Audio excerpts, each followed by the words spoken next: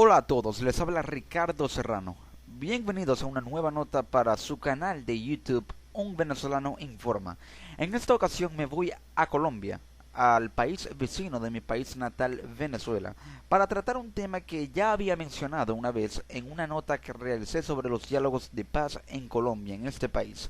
Pero ahora, en esta ocasión hablaré de cómo esos diálogos de paz pueden verse afectados potencialmente debido a lo que muchos denominan hipocresía política de ambas partes que están en supuestas negociaciones y aparentes diálogos para llegar a la paz, a esa paz que a veces se torna tan utópica por la falta de voluntad de, en este caso, de la, por lo menos mayoritariamente de las FARC, más que del gobierno, pero que al fin y al cabo hay una especie de hipocresía que hace que esa paz que quieren alcanzar las FARC y el gobierno se vuelva una utopía, es decir, algo que no puede alcanzarse a pesar de que esté planeado y planificado y que sea el objetivo de estas conversaciones. Pero ¿por qué digo esto? Lo digo porque recientemente se realizaron ataques de las FARC, las Fuerzas Armadas Revolucionarias de Colombia, a 11 militares del ejército colombiano. Así es,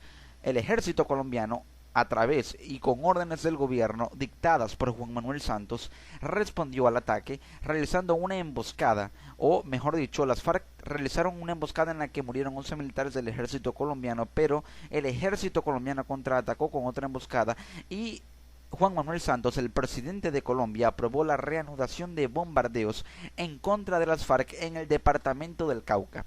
Ahora, todo esto, según la voz de diversos analistas, de diversos periodistas de opinión, lo catalogan como un autogolpe. Y es francamente el tema.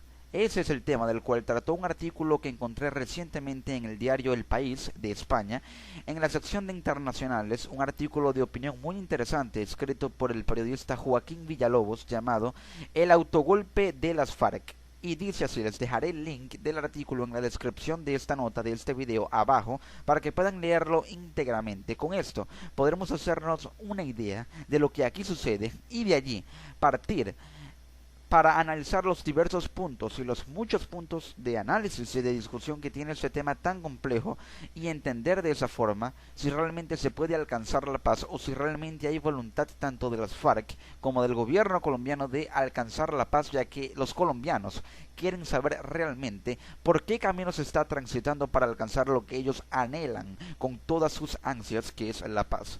Hablo de que, y cito textualmente del artículo llamado El autogolpe de las FARC, que el ataque del Cauca, en el que fueron asesinados 11 soldados, fue militarmente cobarde y políticamente torpe. Esta es la principal opinión de este periodista que escribió este artículo de opinión.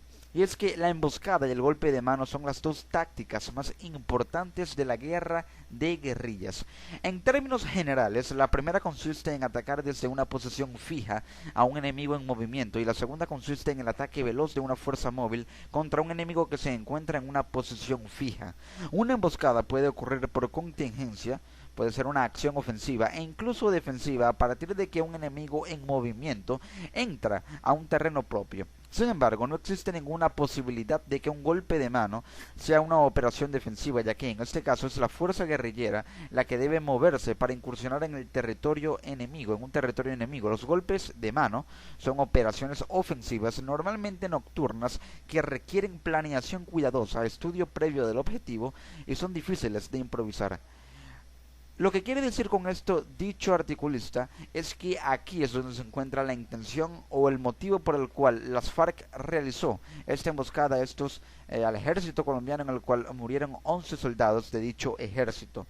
Es que las FARC alegan que realizaron este ataque por acciones defensivas al observar la presencia de una unidad del ejército colombiano que resguardaba el perímetro del municipio de Buenos Aires, allí en Colombia, por supuesto, y es entonces allí cuando las FARC se vieron obligadas a atacar. Pero lo que dice este artículo, muy interesante, es que se lo hicieron por acciones defensivas, entonces no fue realmente así, porque para atacar dicha posición de esa unidad del ejército colombiano tuvieron que haberse incursionado en el territorio enemigo con un estudio previo del objetivo y con una planeación muy cuidadosa. Esto quiere decir, por lógica, que ya todo esto estaba premeditado, y si estuvo premeditado fue por órdenes del alto mando de las FARC, y sabemos que el alto mando de las FARC es quien está negociando en La Habana, Cuba, con el gobierno colombiano en estos supuestos diálogos de paz.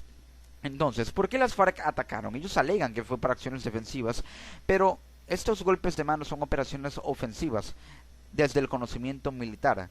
Entonces, fue realmente una acción premeditada la que llevó a las FARC a realizar este golpe, este atentado contra una unidad del ejército colombiano. Pero ahora la pregunta es, ¿por qué atacar al ejército colombiano en medio de estos diálogos de paz? El día miércoles 15 de abril a la medianoche, una unidad de las FARC dio un golpe de mano a una unidad del ejército colombiano. Esta unidad militar mantenía una posición fija de carácter defensivo en la periferia del municipio de Buenos Aires, en el departamento del Cauca, como ya lo mencioné. En el ataque murieron 11 militares y fueron heridos 20, dado que las FARC han decretado un cese de fuego unilateral. Son sus dirigentes desde La Habana quienes alegan que se trató de una acción defensiva. Por las razones expuestas al inicio de este artículo, no hay ninguna posibilidad de que esto sea cierto. Se trató de una operación ofensiva, premeditada y fríamente planeada, que, al haber sido ejecutada en el contexto del proceso de paz, tuvo que ser aprobada por el mando estratégico de las FARC. Todo esto con el agravante de que instrumentaron perversamente la reducción de la alerta que pudo haber generado en las tropas colombianas el cese de fuego unilateral de fuego, por supuesto, decretado por la propia guerrilla. Esto quiere decir que las FARC decretaron un cese unilateral de fuego, es decir, que ellos iban a dejar de atacar. Unilateral quiere decir de un solo lado. El lado de las FARC iba a dejar de atacar, pero ¿y el lado colombiano? Tal vez fue esta una razón por la cual las FARC se vio obligada a atacar, al ver que el ejército colombiano seguía en la periferia de ese municipio de Buenos Aires, en el departamento del Cauca, en Colombia. Al ver que ellos se encontraban ahí, tal vez lo percibieron como una intención del ejército colombiano y por ende del gobierno de atacar a las FARC, y así rompieron su propio decreto, su propio anuncio de cese de fuego unilateral. Se vieron obligados a hacerlo por dicha razón. Las FARC alegan que las fuerzas militares colombianas no han suspendido sus movimientos, pero en una guerra irregular no hay fronteras ni delimitaciones territoriales posibles, y menos para unas fuerzas gubernamentales que enfrentan múltiples amenazas. Así lo señala este artículo. No son las FARC el único enemigo del Estado colombiano. Por ello, solo puede haber cese de fuego bilateral hasta que se concluya la negociación, y este requerirá la concentración verificable de las fuerzas insurgentes. Un cese de fuego unilateral como el que pretende las FARC requiere que sus fuerzas se adecúen para defenderse y no para atacar. En caso contrario, puede entenderse que el tal cese unilateral de fuego es más un engaño militar táctico que un compromiso político estratégico con la paz. Ahora pues, no puede haber un cese bilateral de fuego, como lo señala este artículo, hasta que se concluya la negociación. Ahí difiero de dicha opinión, porque si va a haber un cese bilateral de fuego después de las negociaciones, quiere decir que durante las negociaciones se pueden ver muchas tensiones, o se pueden realizar o pueden llevarse a cabo situaciones muy turbias en las que el ataque, el fuego cruzado sea el principal protagonista, y no puede haber violencia en el marco de negociaciones de diálogos de paz. ¿Por qué? Porque pueden verse trabadas debido a la violencia, y no se puede llegar a la paz con violencia. Es entonces cuando el cese de fuego bilateral tiene que realizarse durante las negociaciones y no hasta que se concluya, como llega a señalar este artículo. El ataque en el Cauca, según la opinión de del autor de este artículo del diario El País, llamado el autogolpe de las FARC, fue por lo tanto militarmente cobarde y políticamente torpe. Fue en realidad un autogolpe. Así lo señala este artículo. El rechazo de la opinión pública colombiana es enorme contra las FARC, al punto que es en extremo difícil para el gobierno estar negociando en La Habana. Con este tipo de ataques, la insurgencia pone en riesgo el único camino que tienen para salir de la guerra y pasar a la política. Por supuesto, Entonces, durante la guerra en El Salvador, cuando ya estábamos en el proceso de paz, los insurgentes sopesábamos el contexto político de nuestras operaciones y revisábamos incluso lo que estaba pasando en Estados Unidos, de tal manera que nuestras acciones no afectaran a nuestros aliados internacionales. ¿Cómo se le ocurrió a las FARC realizar este ataque a pocas horas de que Obama había anunciado su intención de sacar a Cuba de la lista de países que apoyan el terrorismo? ¿Cómo no pensaron que las implicaciones políticas internacionales de esto, cuando 40 de sus dirigentes, es decir, de las FARC, están viviendo abiertamente en La Habana? Esto quiere decir que este ataque de las FARC tiene repercusiones internacionales. ¿Por qué? Porque al llevarse a cabo las negociaciones en La Habana, en Cuba, y al tener las FARC 40 de sus dirigentes viviendo abiertamente en La Habana, porque están con la delegación de las FARC, que es la que está negociando con el gobierno colombiano en La Habana, la capital de Cuba. Esto quiere decir que el ataque de las FARC, teniendo dirigentes de las FARC en La Habana, puede hacer que la opinión pública vea a La Habana como un lugar que alberga insurgentes, que apoya el terrorismo, es decir, porque la guerrilla colombiana tiene tendencias terroristas. Es por ello que se piensa que Cuba es un país que apoya el terrorismo y estuvo en la lista de Estados Unidos de los países que patrocinan y apoyan el terrorismo, a pesar de que ya fue sacada de ella. Entonces, ¿por qué realizar este ataque? ¿O cómo se le ocurre, como señala el artículo, a las FARC realizar este ataque a pocas horas después de que Obama había anunciado la intención de sacar a Cuba de la lista de países que apoyan el terrorismo? Esto puede afectar a Cuba. Esto puede afectar cómo la opinión pública mundial ve a Cuba, ya que puede pensar que es un país que alberga terroristas. Al tener 40 de los dirigentes de las FARC viviendo en dicho territorio, en el territorio cubano, donde se están llevando a cabo las conversaciones, estas son las repercusiones o el tipo de repercusiones internacionales que puede tener dicho ataque. Entonces, esto también afecta a las FARC en el único camino que tienen para salir de la guerra y pasar a la política, porque aquí la intención de las FARC en estos diálogos, más que alcanzar la paz, podrá sonar cruel, pero es así, pasar a la política y tener participación política en el gobierno. Entonces, aquí surge la pregunta de qué pierden las FARC y qué pierde el gobierno.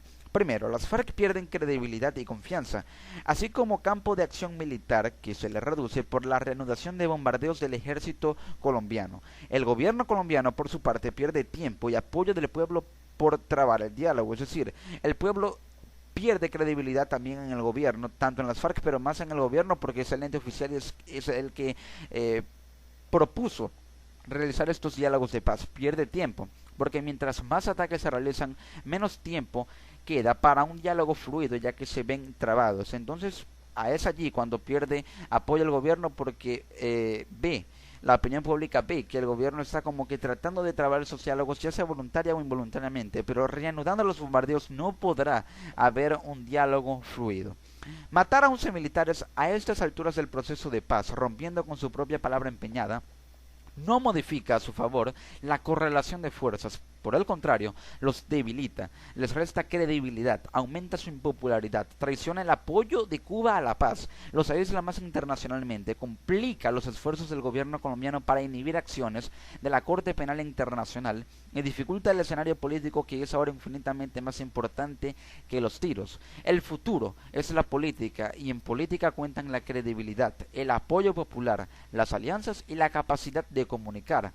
Esto lo señala también el artículo, y quiere decir que así como el gobierno puede perder credibilidad, aumenta su impopularidad, Cuba pierde también apoyo, porque Cuba, al ser un territorio, por lo menos en teoría, neutral entre el gobierno colombiano y las FARC, debería ser un país que apoya a la paz.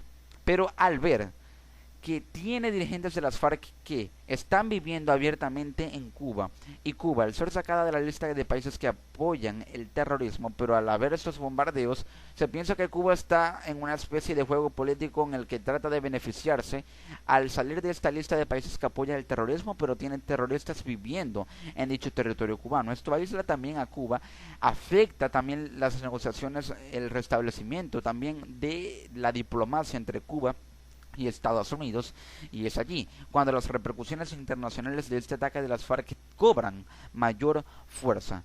El futuro es la política, como lo dice dicho artículo, pero la política aquí se ve manchada, primero por los intereses que tienen las FARC en ella, en la política, más que en alcanzar la paz. Primero debe alcanzarse la paz para que en el contexto de la paz haya una estabilidad social y nacional que permita que se lleve a cabo la política que quiere las FARC y que quiere el gobierno. Pero no puede haber una disidencia tanto de las FARC al gobierno como del gobierno a las FARC. Debe haber un consenso político que permita que la paz se siga promoviendo y que haya estabilidad en la nación para que la política que se vaya a realizar beneficie a todos los colombianos por igual.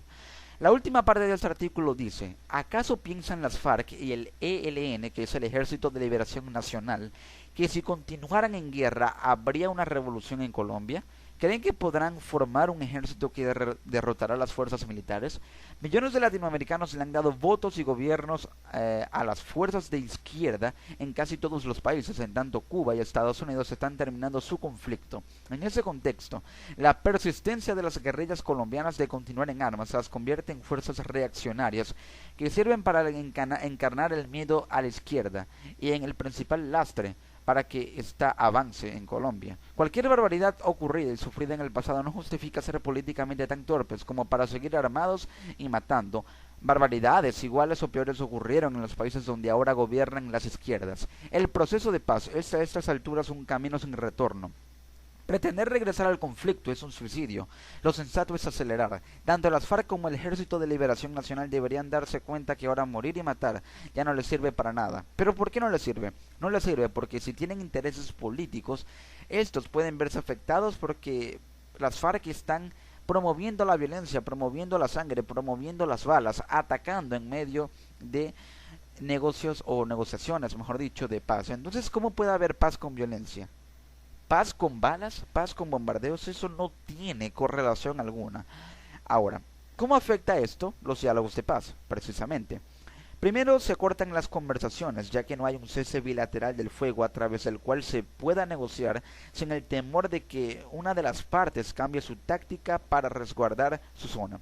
Es decir, al no haber un cese bilateral de fuego, debido a que las conversaciones fueron trabadas, ya no puede haber una forma a través de la cual se pueda negociar sin que las FARC tenga el temor de que el gobierno vaya a revalidar o a cambiar su táctica para resguardar su zona y viceversa, lo mismo del gobierno con las FARC, es decir, no hay confianza.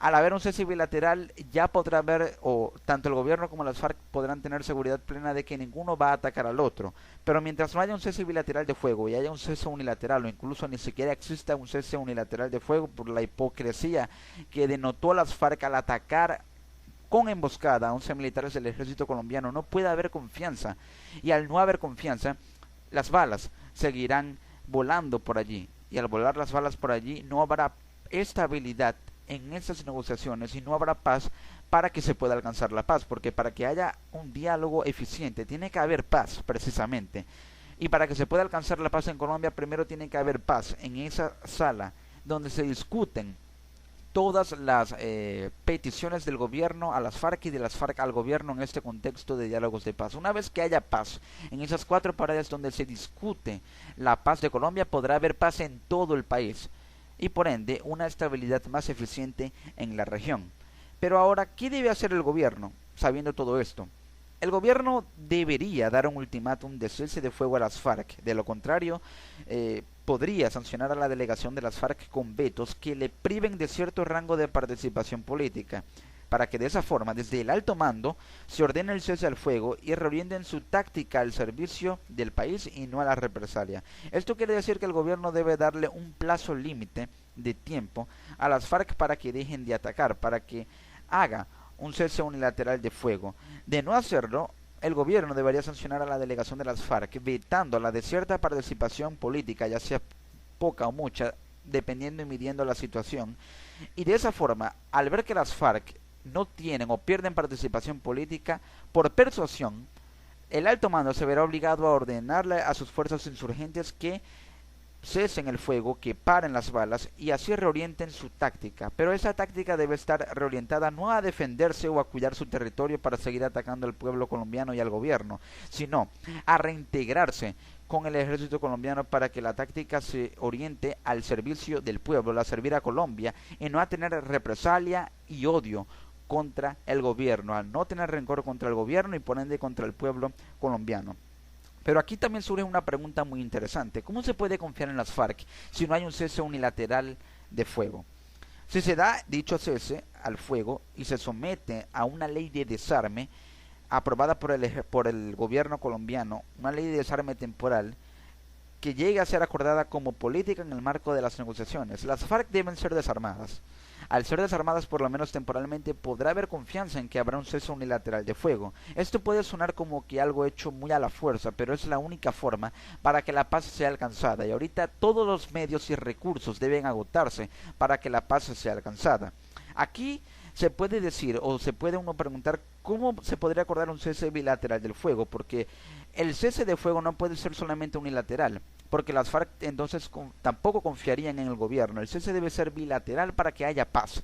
No puede haber armas por ninguna de las dos partes mientras haya conversaciones de paz. Ese dicho cese bilateral de fuego se puede acordar desarmando a ambas partes, tanto al gobierno, es decir, al ejército colombiano que apoya al gobierno y a las FARC.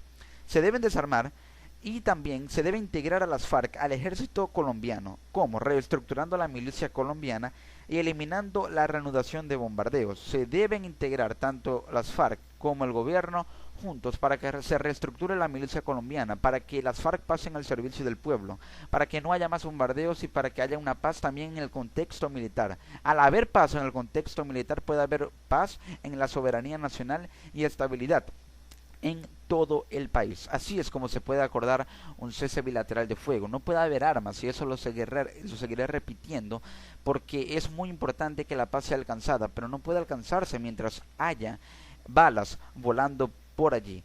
Con respecto a este ataque realizado por las FARC, Santos dijo lo siguiente: el país reclama a las FARC pruebas reales de voluntad de paz. El mandatario indicó que el país tiene una paciencia que se está agotando. También destacó que iban por buen camino hasta el ataque en el Cauca. Este martes, el presidente Juan Manuel Santos hizo un duro llamado a las FARC para que demuestren, con hechos reales por supuesto, a todos los colombianos su voluntad y compromiso de continuar con las negociaciones de paz que se adelantan en La Habana, Cuba. El país tiene una paciencia que se está agotando. Le digo a las FARC que Colombia les reclama pruebas de que su voluntad de paz es real. No más retórica ni justificaciones a lo injustificable. No más promesas incumplidas, sentenció el jefe de Estado colombiano. Al reiterar que la paz no se alcanza o no se alcanzará a cualquier precio, publicó ayer el portal del diario El Espectador en Colombia. Tras lamentar los recientes hechos violentos perpetrados por la guerrilla de las FARC, el jefe del Estado colombiano Juan Manuel Santos resaltó la inconveniencia de acabar con el proceso de paz. Íbamos por un camino razonable donde los enfrentamientos y las muertes se habían reducido, pero las FARC, absurdamente, insistieron la semana pasada en seguir demostrando que tienen el poder de destruir vidas, de destruir familias, de destruir esperanzas, sostuvo. Santos señaló que la protección de los ciudadanos no es negociable. Seremos firmes en la defensa de los colombianos, y agregó: señores de las FARC, la pelota queda de su lado, está en su cancha. Demuestran que la paz es también ese bien soñado para ustedes y que la legalidad es un nuevo escenario. Si las FARC convierten su lucha en lucha democrática, no con balas, tendrán una oportunidad. Por último, Santos indicó que yo escojo la paz como puerto de destino, asumo como he asumido los inmensos riesgos de buscarla y mantengo como ha tocado la decisión de enfrentar la guerra que no queremos hasta que logremos terminarla. Es muy fácil seguir hablando de guerra sentados en un escritorio o desde las trincheras de las redes sociales, sentenció el jefe de Estado. Es decir, Colombia debe alcanzar la paz. Las FARC debe demostrar que tiene por lo menos la voluntad de seguir o de continuar con el diálogo de paz. Y entendiendo todo esto, hay un contexto muy marcado en el cual se han desarrollado situaciones y puntos de vista muy claros acerca de lo que aquí sucede. Primero, la negociación fuera de Colombia es un punto favorable. Esto lo señaló un experto en este asunto, también en política internacional, entrevistado en CNN en español por el periodista Fernando del Rincón. Y también señaló que a pesar de que Santos ordena reanudar los bombardeos contra las FARC, no iba a haber un cese bilateral de fuego durante las negociaciones. Supuestamente se había acordado que no iba a haber un cese bilateral de fuego durante las negociaciones, pero esto es un punto en contra que afecta tanto a las FARC como al gobierno, porque como lo dije, tiene que haber un cese bilateral para que haya paz en las cuatro paredes donde se negocia la paz de todo un país.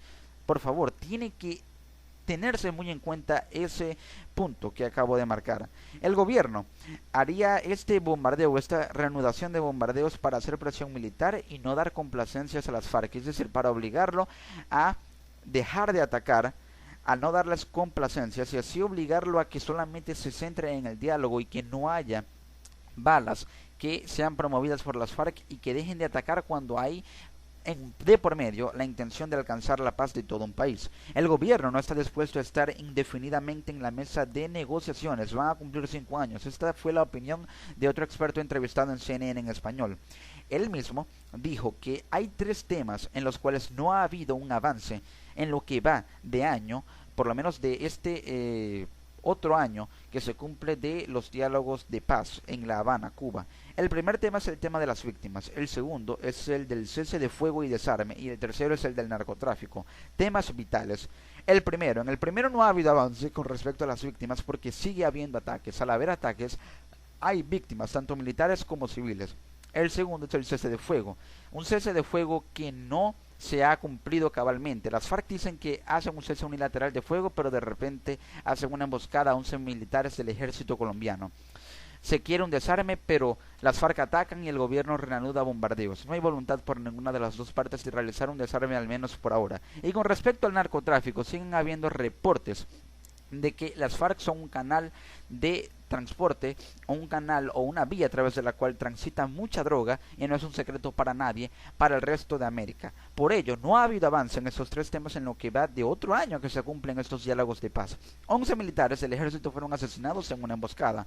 Entonces, en la opinión de una politóloga colombiana entrevistada también en CNN en español, dijo que el objetivo de las FARC es el poder. Sí, las FARC tienen intereses políticos, pero esos intereses políticos se pueden ver maximizados por un objetivo mayor que es el de llegar al poder, pero no puede llegar al poder mientras haya violencia, y en todo caso, si las FARC llega al poder, ¿podría convertirse Colombia en un estado, digamos, policial, en un estado totalitario con ideologías muy radicales centradas en un gobierno militarista? ¿Realmente pudiera suceder eso? Ya eso, el tiempo lo dirá. Según la opinión de esta politóloga colombiana, dice también que cómo confiar en unas personas que no han demostrado un ápice de voluntad de someterse al Estado de Derecho. Muy cierto lo que dice esta politóloga, porque no se puede confiar en alguien que no tiene por lo menos un poco de voluntad de someterse al principio del Estado de Derecho. El Estado de Derecho es ese principio principal de la política y de toda democracia, en el que se respeten los derechos humanos y los derechos constitucionales de todo Estado, para que haya democracia, para que haya estabilidad en el marco de negociaciones políticas, internacionales, económicas, en un país para el beneficio del pueblo. Entonces, las FARC también ratificaron que mantienen el cese unilateral de fuego, pero ¿por qué ratifican algo que no cumplen? Es aquí cuando se surge o se da otro factor que afecta potencialmente los diálogos de paz, que es la hipocresía de las FARC y del gobierno. Las FARC dicen que hacen un cese unilateral de fuego, pero atacan. El gobierno dice que quiere paz, dice que no debe haber violencia, pero reanuda bombardeos contra las FARC. Ambas partes atacan mutuamente y dicen que quieren la paz en un salón donde discuten sobre ella, pero en el campo de batalla sigue habiendo guerra. Los colombianos opinan que no habrá paz si se sigue jugando un duelo, si se sigue jugando un verso, si se sigue jugando al policía y al ladrón. Es entonces aquí cuando debe permanecer la cordura, la razón y entender que la paz no puede ser alcanzada con balas y con violencia. Amigos, con esto nos queda una idea muy clara de que la paz es algo tan anhelado pero que cuesta tanto alcanzar, que al final valdrá la pena todos los esfuerzos y todo lo que se pasó para alcanzar dicha paz, y que es el principal motor para el éxito y el desarrollo de todo país en el ámbito político, social, económico, en el ámbito de las relaciones internacionales, también en el ámbito del desarrollo. La paz es el principal motor que debe impulsar a la humanidad, pero que debe ser alcanzada sin hipocresía y sin balas. No puede haber paz con balas. Allí les dejo esa reflexión. Les ha hablado Ricardo Serrano desde Venezuela para el mundo y deseándole a mi pueblo vecino, al pueblo colombiano, que alcance la paz prontamente para que también haya una estabilidad más eficiente en la región, ya que esto afecta mucho a Latinoamérica, pero más aún a su país vecino, a su país hermano, que es mi país natal, Venezuela. Desde Venezuela para el mundo les ha hablado Ricardo Serrano en una nueva nota para su canal de YouTube. Nos encontramos en una próxima edición. Chao.